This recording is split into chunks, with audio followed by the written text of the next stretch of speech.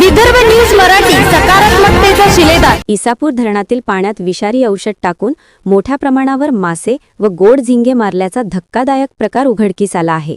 या प्रकरणी पोलिसांनी 2 आरोपींना अटक केली असून धरणातील अंदाजे 10 ते 15 लाख रुपयांचे मासे व गोड झिंगे मृत अवस्थेत आढळून आल्याची माहिती समोर आली आहे। पोलिसांनी दिलेल्या माहितीनुसार इरफान अहमद खान, गाडीबोरी, जिल्हा हिंगोली हे इसापूर धरणावर वॉचमन म्हणून कार्यरत आहेत। त्यांचे मोठे भाऊ अब्दुल मोहम्मद नासिर खान यांनी धरणातील गोड झिंगे व मासे पकडण्याचा ठेका सन 2009 ते 2036 या कालावधीसाठी घेतला आहे। धरण परिसरात चोरीने मासेमारी होऊ नये यासाठी सुमारे 70 ते 80 कामगार पाळत ठेवण्याचं काम करतात। दरम्यान 4 मार्च 2026 रोजी पहाटे सुमारे 4 वाजता वॉचमन रमेश मस्के हे खुटाडी परिसरात पाहणी करत असताना धरणाच्या पाण्यात मोठ्या प्रमाणात मृत गोड झिंगे व मासे तरंगताना दिसले।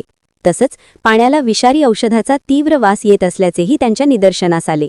त्यानंतर ही माहिती पोलिसांना देण्यात आली आणि तपास सुरू करण्यात आला।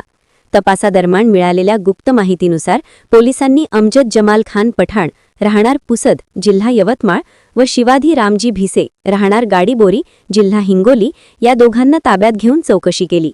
चौकशी दरम्यान त्यांनी गुन्ह्याची कबुली दिल्याची माहिती पोलिसांनी दिली। दरम्यान इसापूर धरणातून अनेक गावांना पिण्याच्या पाण्याचा पुरवठा केला जातो, त्यामुळे धरणात विषारी पदार्थ टाकल्याने मानव व प्राण्यांच्या जीवाला धोका निर्माण होण्याची शक्यता व्यक्त केली जात असून या घटनेमुळे परिसरात मोठी खळबळ उडाली आहे।